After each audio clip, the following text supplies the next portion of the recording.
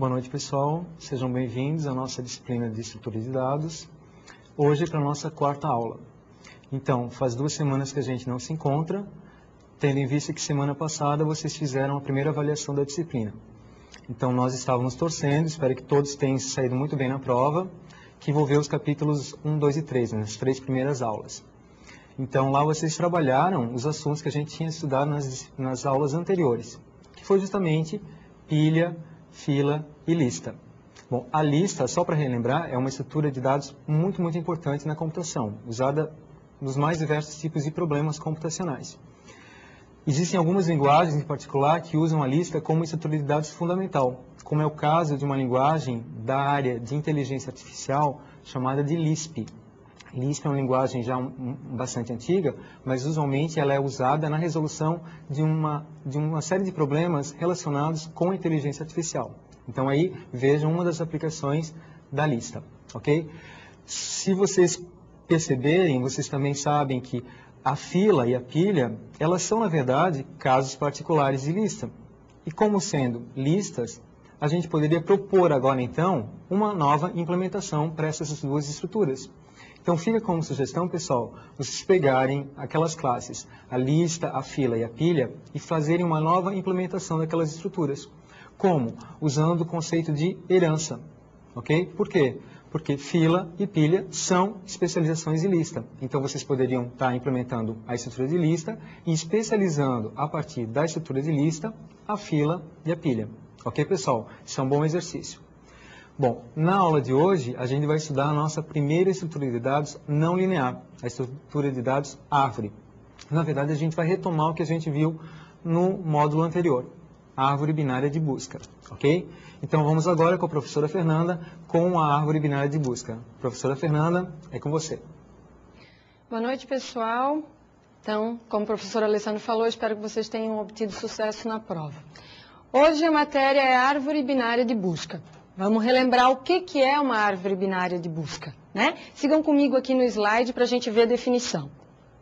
Bom, uma árvore binária quer dizer que ela tem 2 ramos, né? Um para o lado direito, outro para o lado esquerdo. Ordenada porque os dados, né, que estão ali dentro, eles vão seguir uma certa ordem. Muito bem, a disposição que a gente tem nesses dados, ela considera algumas regras. Vamos ver quais são. Todos os dados da subárvore esquerda são menores que o dado da raiz, ok? Então, a gente vai ter, por exemplo, numa árvore binária numérica, algo do tipo 50 na raiz e um número menor do que 50, como o próprio 40, no lado esquerdo. Já a segunda regra todos os dados da subárvore direita da árvore são maiores que os dados da raiz. Nesse caso, nós teríamos, para essa regra, um valor acima de 50, que poderia ser o próprio 60, ok? E as subárvores direita e esquerda são também árvores binárias de busca. Ou seja, essas árvores aqui, né, esses nodos podem ter continuação e com isso a gente pode ter novas subárvores, né? A cada nível que nós descemos, nós encontramos uma nova subárvore, caso exista pelo menos um nodo, certo? Bom, seguindo à frente, a gente tem, na apostila de vocês também aparece um exemplo visual de como seria uma árvore binária, né, com seus nodos e seus atributos. Dado, que é aquele que está aparecendo no centro, esquerda, a subárvore esquerda, direita, a subárvore direita, né? Vamos dar uma olhadinha bem rapidinho. Então, aqui a gente pode ver a raiz da árvore, que é uma referência ao primeiro nodo. Esse aqui a gente poderia dizer que é o nodo raiz, né, da árvore. Ele tem o valor 25, para cá nós captamos a subárvore esquerda e para este lado a subárvore direita. Vejam que a subárvore esquerda, ela tem 2 nodos, enquanto que a subárvore direita tem 3. Cada uma dessas é também uma árvore ABB, né? Ou seja, uma árvore binária de busca, com a sua raiz e sua subárvore esquerda e subárvore direita, que nesse caso aqui a gente tem uma subárvore nula, né? Porque ela pode também não existir. A outra subárvore se encontra completa, né? O nodo também tem duas subárvores abaixo, certo? Muito bem. Aqui a gente vai ver então uma nova modelagem que foi orientada a objeto agora, mas que segue mais ou menos o padrão que a gente teve nas 3 primeiras aulas. Nós vamos ter uma classe que representa a árvore binária de busca e outra classe interna que representa o nó da árvore ABB, tá? Eu peço para vocês aqui, na árvore ABB, tem a definição de um método que está com o nome equivocado, por ordem. Então, vocês, por favor, corrijam, né, este método que é, na realidade, pós-ordem. Nós temos 2 métodos pós-ordem aqui. Acompanhem no slide. Então, aqui, este método, pequenininho, por ordem, vocês devem corrigir colocando como pós-ordem, ok? Vamos ver, então, mais precisamente, a árvore ABB. Vejam que aqui ela tem um único atributo. Ele se chama raiz, né? Porque justamente quando nós formos criar uma árvore ABB, vamos dar o nome dela de A, por exemplo, esse A vai ser uma referência a uma árvore ABB, né?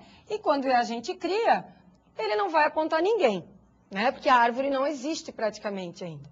Só depois que nós efetivamente criarmos, nós vamos ter aqui, então, a raiz, né? Vamos criar esse atributo aqui e também colocá-lo como nulo, certo? Então, a gente tem uma configuração desta forma. Vejam que a raiz, ela vai conectar com algum outro elemento, que no caso é o nó ABB, certo? Então, um atributo só e vários métodos. O busca, para buscar um elemento dentro da árvore, ver se existe, né?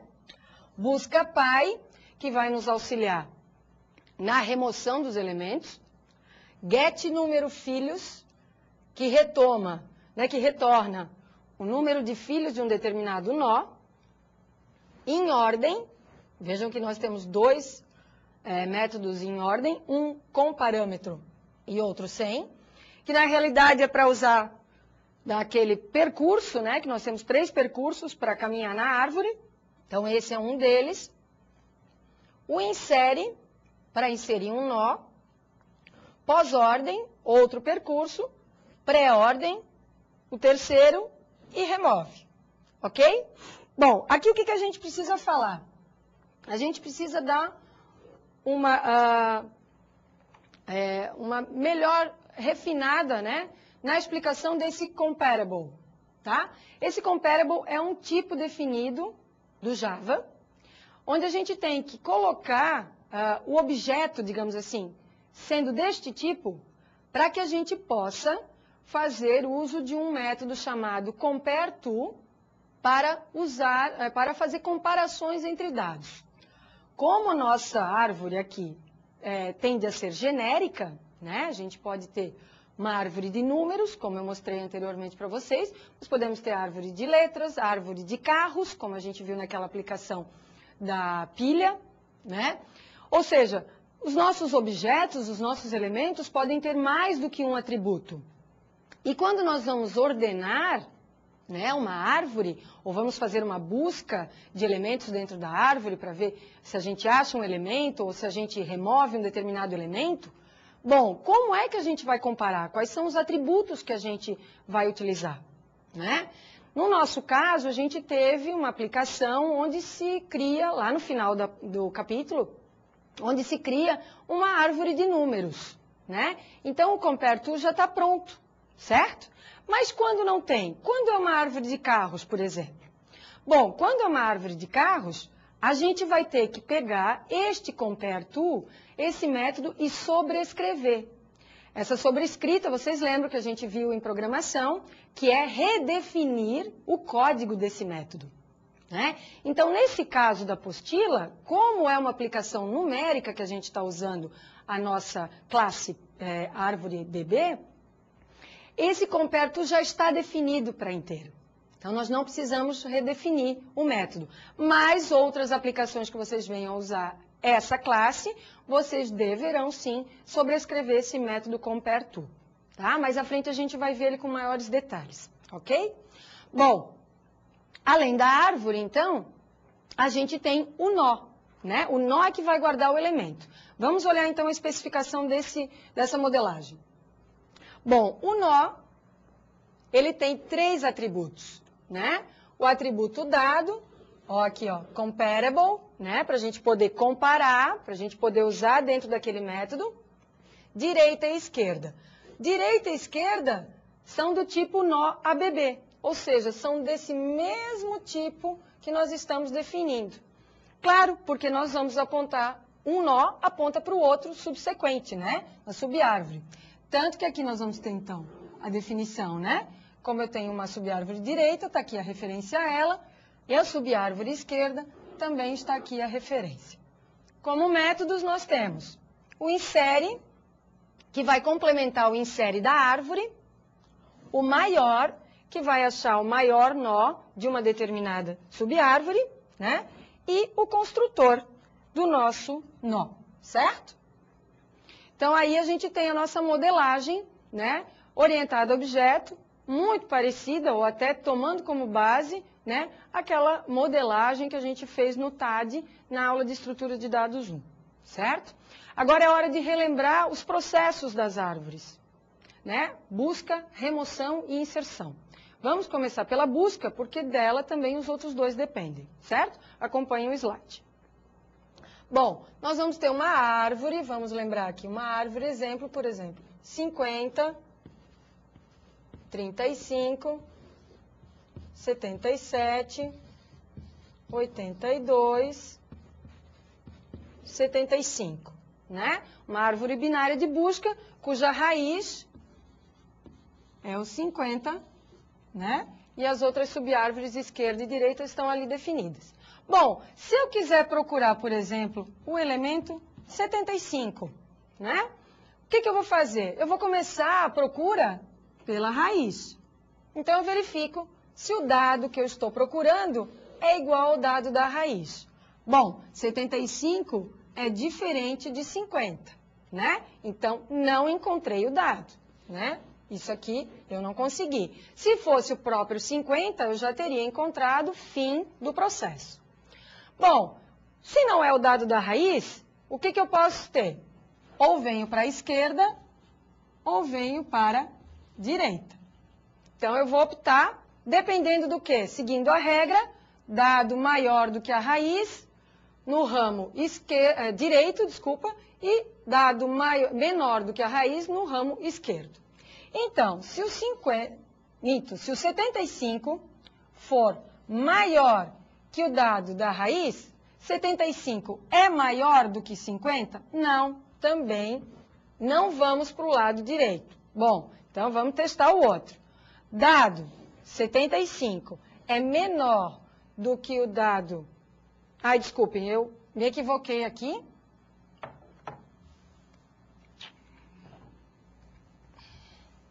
Vamos voltar. Direita e esquerda, aqui está difícil, né? Mas vamos lá. O dado, então, é o 75. O dado 75 é maior do que 50, então, sim, nós vamos pela árvore direita, né? Aqui, temos que entrar no ramo direito da ABB. Mas eu não posso ainda dizer se eu vou encontrar ou não, porque esse ramo direito é uma subárvore. Então, eu tenho que voltar e testar novamente o 77 e os demais elementos até que eu ache ou não, né? No caso, se fosse menor, a gente viria para o lado esquerdo, né? Digamos, se eu estivesse procurando o 35 ou o 49, qualquer número abaixo de 50, né? Nós iríamos para o ramo esquerdo, ok? Bom, quando eu chegar a uma folha, que seria no caso de eu testar o 75 com 50, testar o 75 com 77, optar pelo lado esquerdo, porque agora ele vem para menor, né? Ele é menor do que a raiz momentânea, né? E aí eu chegaria então a este 75. Ele não é um nodo raiz, digamos assim, ele é um nodo folha, né? Logo, esse nodo folha ou é o elemento ou não é. Nesse caso, nós fecharíamos aqui, inicialmente, dado encontrado. Mas se eu tivesse algo do tipo aqui 76, eu não acharia o dado, consequentemente eu poderia dizer que o dado não existe na árvore ABB, né? Então, o que a gente tem que fazer? Nós temos que seguir aquelas regras, sempre comparando o valor do que eu estou procurando com o valor do nodo, né, do nó da árvore. E optando, quando não é a raiz, optando por uma busca na árvore direita ou na árvore esquerda, certo?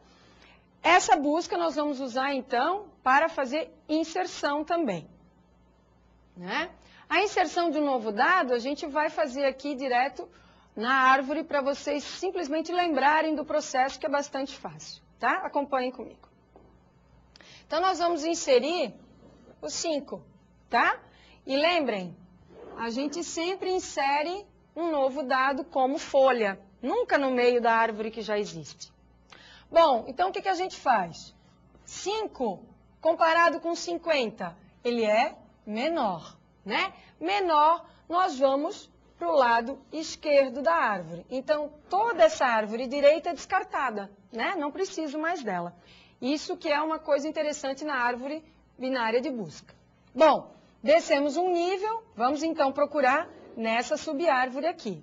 5 com 35, também é menor, né? Então, novamente, descartamos a árvore direita e seguimos aqui pela árvore esquerda. 5 com 10, é menor também. E ainda, 10 é um nó folha, né? Ou seja, nós vamos pendurar esse novo nó no nó 10, só que vamos pendurar esse nó à esquerda dele, porque o 5 ainda é menor do que 10. Então, nós teríamos aqui a inserção do nó do 5, né? Com isso, nós teríamos o nosso processo. Processo de números maiores do que a raiz da árvore, a gente busca, então, o outro lado, né? Se nós teríamos, por exemplo, um valor 60, nós pegaríamos a subárvore direita e ali faríamos a pesquisa semelhante a essa que nós fizemos, ok? Bom, remoção. Remoção nós temos 3 tipos. Remoção de nó folha, que é fácil. Remoção de nó com apenas uma subárvore, né? Um filho, ou esquerda ou direita. E remoção de nó com 2 filhos, tá? Subárvores completas. Vamos ver um de cada vez. Bom, novamente a gente tem aquela árvore já completa aqui, né? Vamos remover o 41. Novamente o processo. 41 comparado com 50, ele é menor. Venho para o lado esquerdo da árvore. 41 com 35, 41 é maior. Vou para o lado direito daquela subárvore. Bom, 41 é igual a 41. Achei quem eu tinha que remover. Nessa hora, eu verifico que a subárvore esquerda e a subárvore direita desse nó, ela está nula. Então, como ele é um nó folha, basta retirá-lo, né? Basta excluí-lo. Então, a árvore direita do 35 ficaria nula também, ok? Uma remoção bastante tranquila. Quando é um nó com uma subárvore vazia, seja direita ou esquerda, o processo é semelhante. Vamos, então, remover o 10. Novamente, 10 comparado com 50 é menor, venho para a esquerda. 10 com 35 é menor também, venho para a esquerda. 10 é igual a 10. Encontrei. Bom, quando eu encontro, e como eu sei que o nó tem apenas uma subárvore vazia, o que eu faço? A subárvore que está conectada a esse nó, no caso a subárvore esquerda do 35, vai conectar com o nó que está também na subárvore, né, esquerda do 10, ou na subárvore direita do 10, a gente tem que verificar qual das duas é que está o elemento, e logo em seguida podemos também excluí-lo, né? Com isso, a nossa árvore fica também sem aquele nó, tá? Se fosse direita ou esquerda, o processo é o mesmo. Quando tem as duas subárvores completas, então aí a gente tem um processo um pouquinho mais elaborado. Vamos remover o 77. 77 é maior que 50. Vou para a direita. 77 é igual a 77. Bom, achei o cara que eu vou excluir. Agora vejam que ele tem tanto uma subárvore esquerda quanto uma subárvore direita. Nesse caso, eu vou ter duas opções. Tá? Essas opções são, ou eu pego o 82 e copio para cá, em cima do 77, né? Copiaria aqui o 82 e excluiria esse elemento. Isso é uma primeira opção. Ou uma segunda opção, lógico que eu não vou fazer as duas, eu vou escolher uma ou outra. Eu teria o 69 e ele passaria a ser o elemento raiz daquela subárvore. Também faria, então, a cópia, né, do 69 aqui para cima do 77, retirando ele daqui, ok? É importante que a gente sempre pegue o maior da esquerda ou o menor da direita, tá? Essa é a regra que nós temos. Então, aí a gente viu os três modos de remoção, né? E agora nós vamos, então, acompanhar como a gente vai efetivamente implementar isso, né? Bom, novamente nós vamos ter muito código para explicar, né? Então, vamos ter bastante atenção. Vamos começar, isso está na apostila de vocês também, na página 54 e 55. Sigam comigo. Então, a nossa classe ABB, que a gente já viu a modelagem dela, iniciamos pela classe interna NoABB, né? Então, vamos definir. Lembram que o nosso nó tinha três elementos, três atributos. O dado, que é do tipo comparable, nós usamos object, né, nas outras implementações, agora a gente está usando comparable justamente para usar aquele método do compareTo. E esquerda e direita para simplesmente exemplificar, né, ou representar as nossas subárvores esquerda e direita. Então, a gente teria algo do tipo esquerda, direita e o dado. Esse é o meu elemento nó ABB, tá? Visualmente a gente poderia ter assim. E esses dois, né, sendo referência, ok? Aqui a gente tem o construtor, que nada mais faz do que pegar um novo dado que é passado. Então, quando a gente cria um novo nó, a gente já sabe o valor que vai ser dado a ele, né? Até porque a gente tem que saber a posição. O dado, então, recebe esse novo dado, que foi passado como parâmetro. Esquerda é nula e direito é nulo. Por quê? Porque a gente sempre insere um nó como folha, né? Lembram disso, certo? A gente acabou de ver, ok? Esse é o construtor, então. Quando a gente vai inserir efetivamente o novo nó na árvore, né? A gente vai fazer a conexão dele com os outros elementos, a gente vai usar esse método insere, né? Então, novamente, vai ter um novo dado aqui, que vai ser o elemento que a gente vai fazer aquelas comparações para ver onde é que ele vai ser colocado. Vejam aqui, if, né? Então, um C, novo dado, que eu estou passando como parâmetro aqui, ponto, compareTo, então esse é o processo, né? Esse é o método que eu estou utilizando, que já está pronto no Java, né? E estou usando como parâmetro o dado da minha árvore. Nessa hora, o que eu vou estar fazendo? Eu vou ter um dado novo, por exemplo, o 5, naquela hora a gente inseriu o 5, né? Esse dado vai ser justamente um dos dados da árvore, por exemplo, o 50, e eu vou comparar esse 50 com esse 5, né? Esse método compareTo, ele tem três retornos. Números inteiros positivos, Quando eu tenho o novo dado maior do que o dado. 0 quando eles são iguais. E números negativos, inteiros negativos, quando o novo dado é menor do que o dado, tá?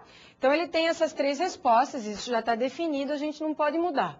Muito bem, se o novo dado é maior que o dado elemento, eu vou para a direita, né? Mas nesse caso, eu viria para cá. Nesse caso, eu vou para onde? Eu vou para a esquerda, porque eu estou tentando inserir o 5, né? Então, eu venho dessa comparação ali, eu entro aonde? Eu vou entrar nesse else if que está na outra folha, né? No outro slide.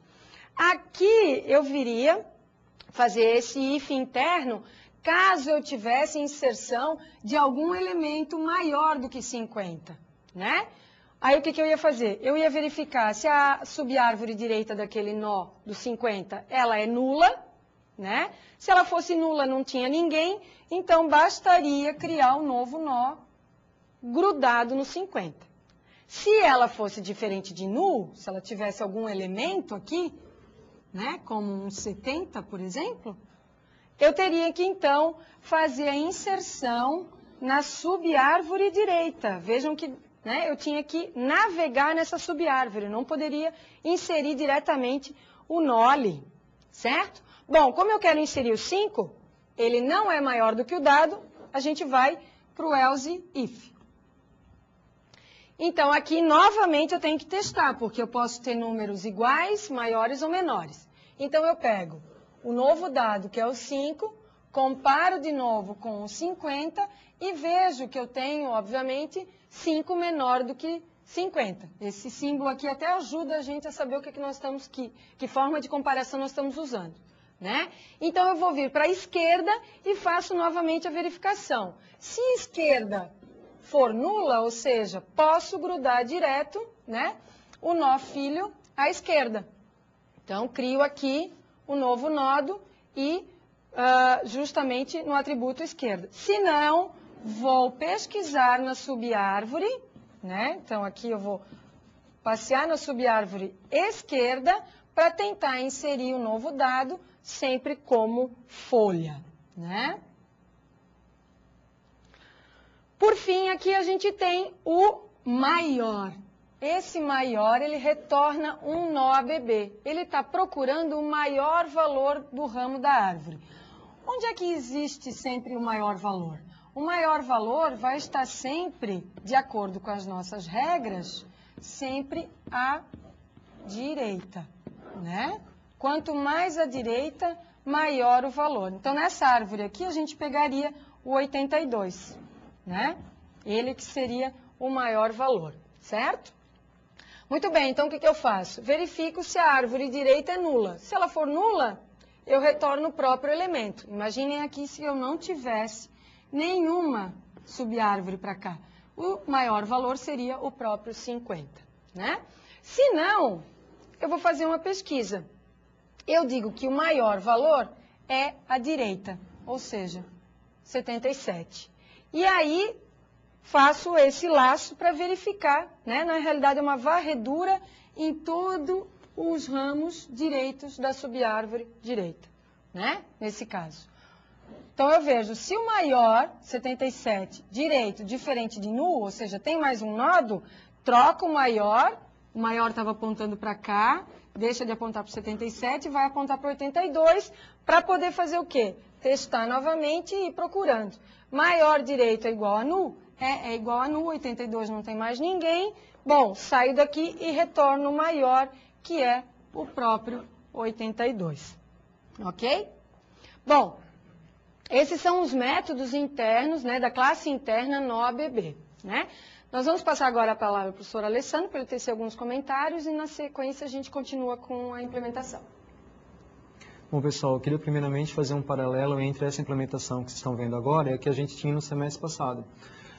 Antes nós tínhamos o que, na verdade, um tipo árvore bin, que era um ponteiro para um tipo nodo. Esse tipo nodo era um registro com 3 campos. O dado, que naquele momento era um inteiro, um campo representando a subárvore esquerda e um campo representando a subárvore direita, que também eram ponteiros para a mesma estrutura.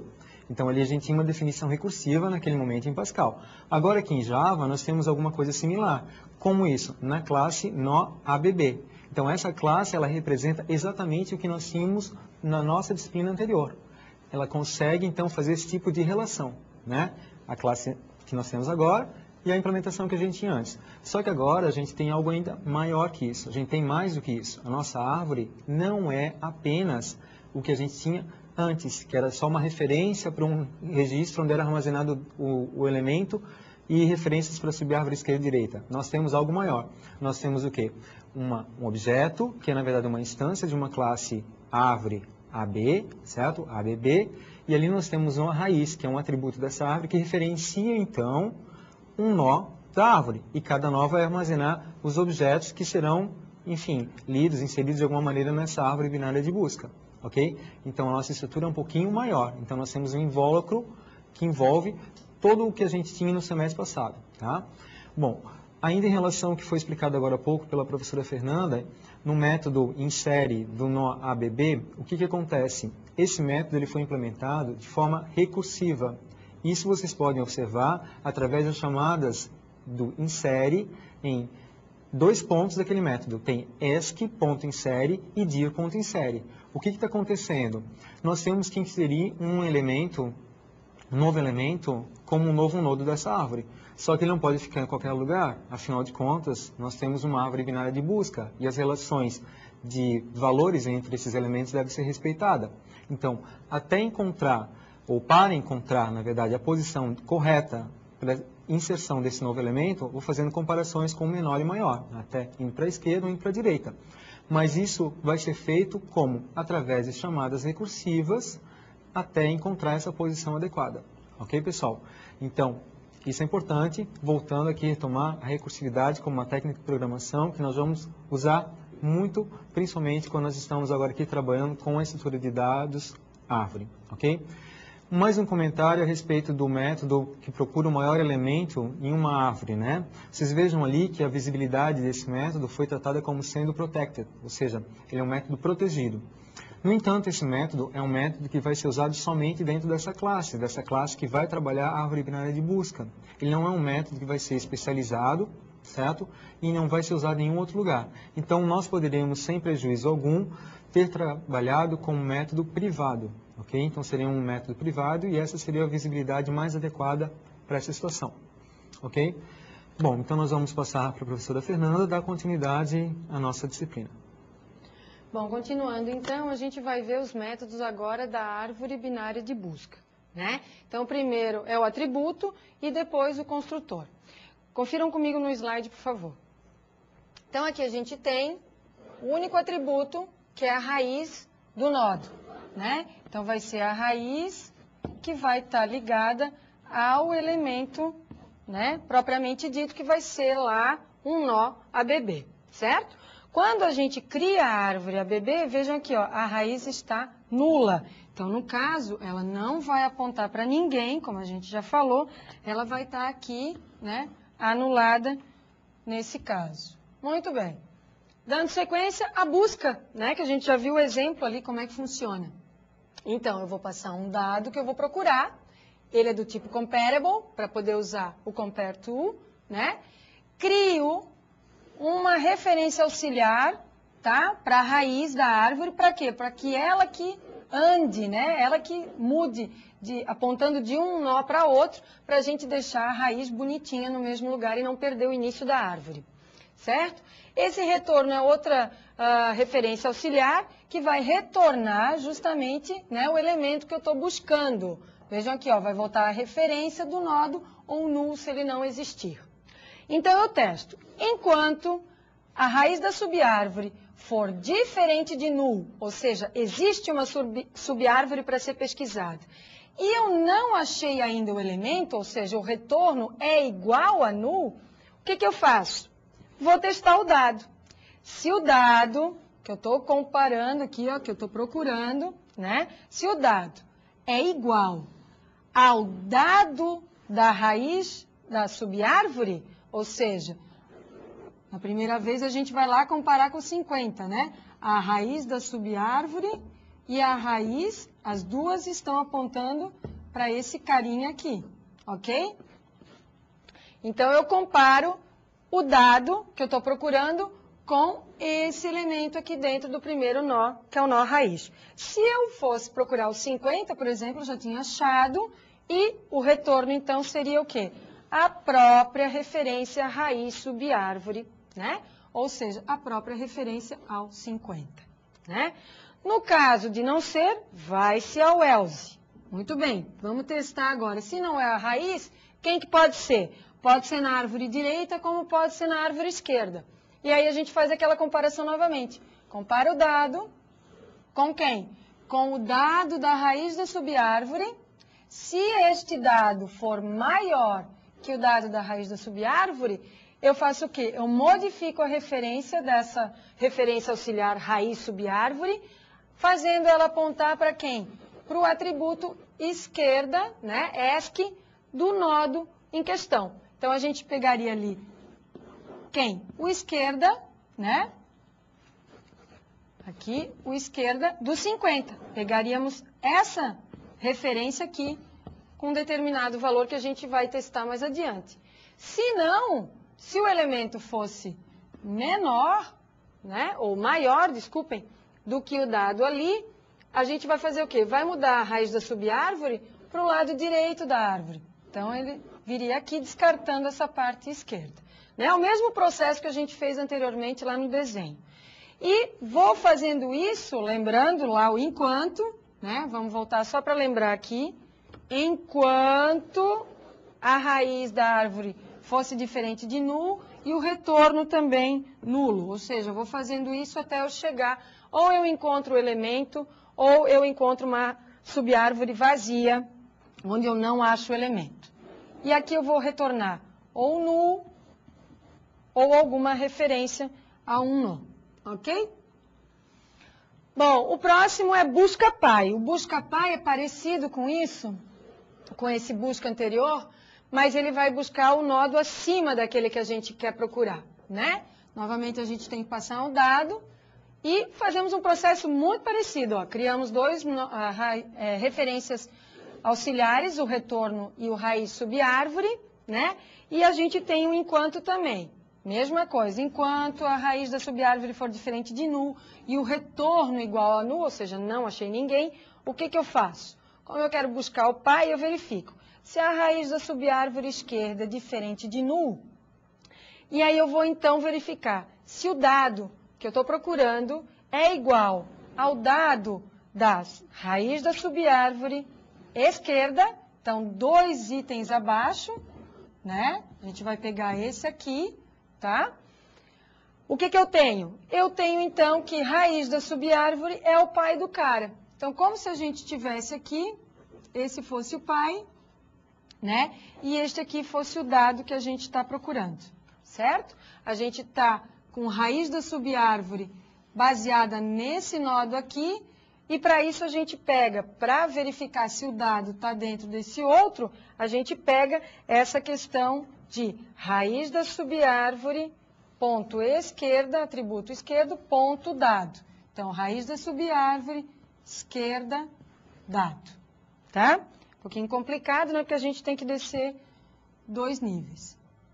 Se não for pela árvore esquerda, vai ser pela árvore direita o mesmo processo, né? Então, verifico se ela é diferente de null, se ela existe, se o dado é igual ao dado da subárvore direita daquele nodo que eu tô, né? Aí, se for, então, eu encontrei o pai direto nessa referência raiz subárvore, né?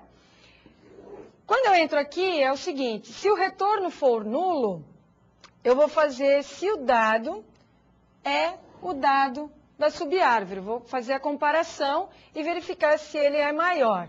Se ele for maior, eu vou fazer a busca pela subárvore esquerda. Se não, eu vou fazer a busca sobre a subárvore direita. Ou seja, quando eu estou em algum momento, que eu estou procurando, por exemplo, o elemento 5, né, o pai do 5 eu quero achar, e eu vejo que não é o 50, eu opto por vir para uma ou para outra subárvore, né? Então, nesse momento aqui, quando eu ainda não encontrei o pai, eu vejo também, não encontrei o valor naquele nodo que eu estou estudando, eu vejo qual das subárvores eu vou fazer a nova pesquisa, tá? E volto lá para o while do slide anterior. Faço isso quantas vezes for possível até encontrar o pai ou então verificar que ele não existe.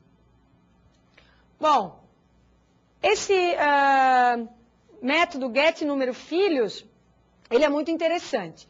Ele é um método que a gente pode dizer que utiliza um operador chamado ternário. Esse operador ternário, ele simula um if-else, né? Ele é mais rápido que o if-else. E nesse caso aqui, ele diminui em muito um código que poderia ter ali umas 5, 6 linhas, a gente consegue, numa única linha, ter o retorno disso aí, tá? Vamos verificar aqui como é que funciona. Então, eu vou dizer quantos filhos tem um determinado nó, né? 0, se não tiver nenhum filho, é o que vai retornar pelo getNúmero. 1, se ele só tem o da direita. 2, se só tem o da esquerda. E 3, se tiver os 2 filhos. Então, eu passo um determinado nó aqui e faço o quê? Retorno um determinado valor mais outro. Então, esse aqui é o operador ternário. Ó, é uma combinação de um ponto de interrogação e 2 pontos. Nessa parte inicial, a gente tem a condição. Condição que eu estou testando. Aqui, na primeira parte, depois do interrogação, eu tenho a resposta verdadeira e aqui a resposta falsa. Ou seja, se aquela condição for verdadeira, retorna 1. Se for falsa, retorna 0. Então, o que eu testo? Se o nó subárvore direita for diferente de null, então ele tem o filho da direita. Beleza, retorna 1. Como estava aqui, ó, 1, quando tem a direita. Se não, retorna 0. Ótimo. Bom, mas isso foi resolvido para a subárvore direita. E a esquerda? A esquerda, como são números que retornam, a gente vai fazer uma soma e fazer o mesmo uso do operador ternário para testar a subárvore esquerda, né? Então, a esquerda, se for diferente de null, é 2. Para diferenciar da direita, né? 2 só se tiver filho da esquerda. Ou 0 se não tiver nenhum. O que acontece? Quando eu valido tanto essa quanto essa condição, eu tenho uma soma de 1 mais 2, gerando uma resposta 3, que é justamente o último caso, quando ele tem 2 filhos. Tá? Então, essa é uma implementação muito otimizada, que vale a pena vocês utilizarem em outras aplicações, né? Porque não precisam só testar números aqui, a gente pode comparar outras coisas e dar outras respostas também, não só numéricas como está ali, tá? Bom, vamos adiante então. O remove, então nós vamos remover um nó da árvore. O remover tem 3 opções, né? Então esse remover é um pouquinho complicado, tá? A gente vai ter o nó excluir, né? Tem aqui um dado, que vai dizer que é o dado que eu quero excluir, e eu vou fazer uma referência chamada nó excluir, apontar para ele através da chamada do método busca dado. Então, a gente já viu esse busca dado, ele vai lá e traz uma referência, né, ao nó que tem aquele dado que eu estou procurando. Se o nó excluir for igual a null, é porque não achou o dado, não tem que remover nada, simplesmente dou um return para voltar ao ponto que foi feita essa chamada do remove, né? Mas se eu vier com alguma referência aqui, neste ponto, eu tenho que seguir em frente. E aí eu crio uma outra referência auxiliar chamada pai excluído, que por enquanto vai ser null, por quê? Porque a gente pode estar querendo remover, inclusive, a raiz da árvore, né? Tanto que aqui no if, o que eu faço? Se o nó excluir for diferente da raiz, eu vou buscar um determinado pai, né? A gente já viu o busca pai ali. Pai excluído traz uma referência através dessa chamada, ok? Continuando no próximo slide. E aí eu vejo, se o número de filhos do nó excluir, né, for 0, ou seja, ele não tem nenhum filho, é uma folha, exclusão super fácil. Eu pego o nó que eu quero excluir, verifico se ele é diferente da raiz. Se ele for diferente, verifico se pai excluído ponto esquerda é igual a nó excluir. Ou seja, se eu estou aqui, minha raiz é 50, eu estou aqui no 70 e vou, por exemplo, excluir o 82. O que eu verifico? Se o pai excluído, que está apontando para cá, né? Vamos botar um outro 69 aqui para fazer a exclusão pela direita. Esse é o pai excluído e esse aqui é o nó a excluir, né? O que eu faço? Se pai excluído esquerda e esquerda for igual a nó excluído, que é o caso, o que eu faço? Nulo, jogo nulo nessa parte. Então eu venho aqui, faço nulo e com isso o coletor de dados pode vir aqui também limpar o nó excluir, né? Então isso também pode ser feito caso seja na direita. Então aqui a gente está fazendo a subárvore esquerda e aqui na subárvore direita, certo? Se não for nó folha, né, a gente vai para a raiz. Então simplesmente quando eu vou excluir a raiz da árvore, faz-se direto raiz igual a null, porque ela é o único elemento da árvore. Quando eu tenho 1 ou 2 filhos, o tratamento é igual, tá? Ou melhor, um filho à direita ou à esquerda, o tratamento é igual, né? Aquele case vindo do get número de filhos. Então eu vejo novamente, se o nó a excluir é diferente da raiz, verifico se a esquerda do pai excluído é o nó a excluir. Se for, o que acontece? Como ele tem um filho, né? Eu tenho que verificar se o nó excluir à direita é diferente de nulo, ou seja, eu posso ter uma questão onde eu tenho pai, né? Vem para a esquerda o filho, e aí depois para a direita um outro elemento. E eu vou ter que conectar esses dois aqui, para poder excluir esse do meio, que é o cara que eu quero excluir. Então eu tenho que fazer com cuidado. Se o nó excluir direita for diferente de null, então pai excluído esquerda recebe nó excluir direita. Aí a gente faz essa conexão aqui, né? Tá? Se não, pai excluído esquerda recebe nó excluído esquerda. Ou seja, se ele tivesse um filho para o lado de cá, também faria a mesma coisa. Grudaria aqui, certo? Então, essa é a implementação que a gente tem da exclusão desses nós ali intermediários, digamos assim, né? Continuando, se o pai excluído na direita for igual ao nó excluído, novamente eu vou eliminar a ligação. Vejo se a subárvore direita do nó que eu quero excluir é diferente de nula, para fazer a ligação do pai excluído direita com o nó excluído direita, ou então direto, pai excluído direita recebe o nó que está na subárvore esquerda do nó excluído. Vejam que aqui a gente trabalhou a esquerda, né? E no anterior nós trabalhamos também a esquerda, mas com considerações diferentes aqui, ó. Nó direito excluir, nó excluir direito também. Bom, eu me perdi aqui, mas enfim. Vindo para o else, a gente vai verificar se o nó a excluir for a raiz da árvore naquelas condições de ter pelo menos um filho, né? Então, se a raiz esquerda for diferente de nula, a nova raiz vai ser ela, né? Então, aquele elemento que está à esquerda. Se não, a raiz vai ser o elemento que está à direita da raiz, tá? Por fim, quando tem 2 filhos, né? E aí a gente tem aquelas 2 opções. Vou buscar o maior da esquerda, né? Para pegar o quê? Para jogar aquela condição do 69 para cima, aqui.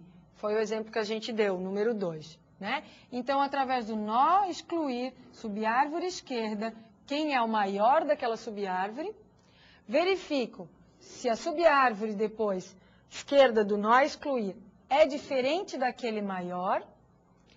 Se for, eu vou então achar o maior da esquerda, o pai dele, através desse busca, que a gente já viu. Acho o pai maior esquerda ponto dir e atribuo a ele o maior esquerda ponto esc. O nó exclui dado recebe o dado do maior à esquerda. Lembram que aqui a gente tem aquela cópia, né, do 69 para cima do 77. Esse é aquele caso. Se não, o que eu faço? Simplesmente o nó excluir dado recebe a subárvore esquerda, o dado dela, e o esquerda recebe a subárvore esquerda, a esquerda dela também. Então, recebe uma subárvore aqui, tá? No mais, o insere. Esse insere é para inserir um nó na árvore. Este insere tem uma recursividade aqui, ele vai chamar um outro insere, né? Então, ele testa se a raiz é nula, é a primeira inserção que eu vou fazer na árvore. Então, eu vou criar um novo dado e esse dado é a própria raiz. Senão, eu vou ter o quê? A raiz insere o dado. E vai depender se eu vou inserir na direita ou na esquerda, né? A seguir, a gente tem pré-ordem, pós-ordem, né? Que são os percursos. E o que vai mudar aqui é essa sequência, né? Então, se o nó é nulo, o que eu faço? Na pré-ordem, eu imprimo primeiro o dado, né? Que é a raiz, depois sigo na subárvore esquerda, toda ela, e sigo na subárvore direita, toda ela. Vejam que aqui a gente tem recursividade, né? Então, a gente está chamando novamente esse mesmo processo aqui com outros dados como argumentos, ok? Então, aqui a gente tem a pré-ordem inicial. Esse é um pré-ordem que não tem argumento, então ele é que faz a chamada inicial, né? Para a gente caminhar na árvore, tá? E depois chama, então, o pré-ordem que a gente viu anteriormente, a partir da raiz. O em ordem funciona da mesma forma, só que vocês vejam aqui que a apresentação do valor, o system out println, está no meio, né, das três instruções. E, por fim, o pós-ordem, né, que também funciona da mesma forma, onde aqui a gente tem a apresentação do dado, né, do nó. Por último, a gente passeia primeiro na subárvore esquerda toda, depois na direita toda, para depois escrever o dado do centro. E aqui, esse é que faz a chamada do pós-ordem, ok? Bom, gente, como é muita implementação, a gente preferiu passar a implementação, assim, tentando passar com um pouco mais de calma, né? E na aula que vem a gente vai ter a aplicação, né, da árvore binária, vai ficar mais fácil de vocês compreenderem, ok? Vou passar a palavra ao professor Alessandro para os seus comentários finais. Bom, pessoal, eu queria fazer algumas colocações a respeito desse ponto. Bom, em primeiro lugar, o método busca vai procurar um elemento na árvore binária de busca. Como é que ele foi implementado? Foi usado um laço de repetição. Nós tivemos ali um while, um enquanto faça, na verdade. E ele ficou, na verdade, então, verificando... Oi, pessoal. Então, nós vamos... houve probleminha aqui, nós vamos passar de novo a palavra ao professor Alessandro, tá? Para os seus comentários finais, pode ser? Bom, vamos lá então. Como eu falei, na aula que vem a gente vai ter a aplicação, né, da árvore binária, e aí a gente vai conseguir verificar com mais calma toda essa implementação. Agora, é importante que vocês programem isso no BlueJ, né? Modifiquem Protected, Private, para a gente poder testar até os comentários que o professor Alessandro fez, né? E com isso vocês também vão, né, crescendo na questão da programação, tá? Então agora nós vamos passar a palavra ao professor. Bom, pessoal, agora sim. Então, eu queria falar a respeito de algumas modificações, de algumas formas diferentes de fazer a programação. No primeiro lugar, em relação ao método que vai fazer a busca de um elemento na nossa árvore binária. Como é que ele foi implementado? Ele foi implementado usando um laço de repetição. Ali nós tivemos um while, um enquanto faça. Então nós fomos fazendo comparações do dado que a gente estava procurando na árvore com os dados armazenados na árvore, até encontrar ou não encontrar. Isso foi feito como? Indo sempre à esquerda ou à direita, dependendo do valor que a gente estava comparando. Bom, essa ir à esquerda ou ir à direita, como é que foi feito? Foi feito através do quê? De uma atribuição do endereço da subárvore esquerda ou direita à variável auxiliar que está sendo usado para fazer essa pesquisa. Bom, isso foi feito assim por quê?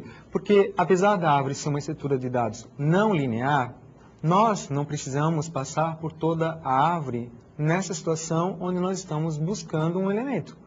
O elemento que nós estamos procurando, ele vai estar em uma posição específica da árvore, ou à esquerda ou à direita de algum nó.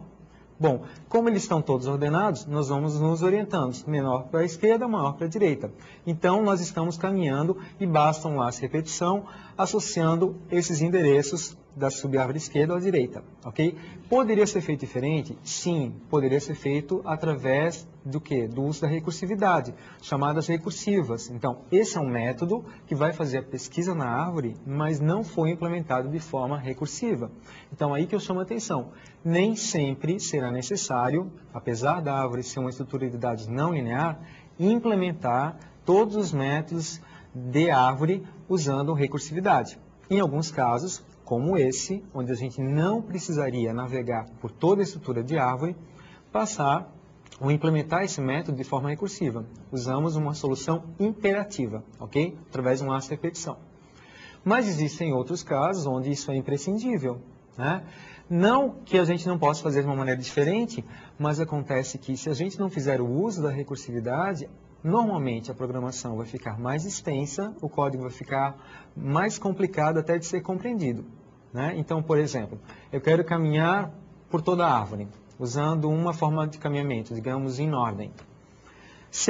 Vocês podem perceber ali, isso foi feito de forma recursiva. Se eu não usasse a recursividade ali, eu não poderia caminhar por toda a árvore? Sim, poderia, certamente poderia, usando um laço de repetição, sem problema algum. Só que, nessa situação, nós teremos que usar uma estrutura de dados auxiliar, como uma pilha, para poder lembrar dos caminhos que não foram explorados em determinadas situações. Porque se eu acesso um nó e eu vou para a esquerda, e eu vou caminhando em profundidade por esse nó, em algum momento eu tenho que voltar e pegar para aquele mesmo nó a sua subárvore direita, que não foi explorada. E como lembrar desses caminhos que não foram explorados? A própria recursividade faz isso para a gente, através de um mecanismo conhecido como backtracking. Agora, se a gente não usa a recursividade, né? Às vezes a gente tem um pouco de aversão a usar a recursividade e quer usar uma solução iterativa. É possível? Sim, realmente é possível. Só que aí a pilha se faz necessária para lembrar desses caminhos que a gente ainda não explorou e seriam necessários numa navegação por toda a estrutura de árvore. Ok? Bom, falando em caminhamentos de árvore, vocês viram ali 3 formas usuais de caminhar numa árvore: pós-ordem, pré-ordem e em ordem. Ok? Existem uma série de outras formas de caminhar na árvore. E a gente pode estar implementando isso de maneiras diferentes. Isso vai ser feito em função das necessidades. Ok? A gente podia, por exemplo, estar caminhando em ordem, usando um outro caminhamento para percorrer a árvore e exibir os elementos em ordem decrescente. Ok? Isso fica como sendo um exercício para vocês. Ok, pessoal? Então, eu vou passar para a professora Fernanda para ela fazer a finalização da nossa aula e até a próxima semana. Bom, gente, então, aí os comentários finais do professor Alessandro. Espero que vocês executem, nem que seja à mão, cada uma das implementações. Estudem para a semana que vem, ok? Tchau.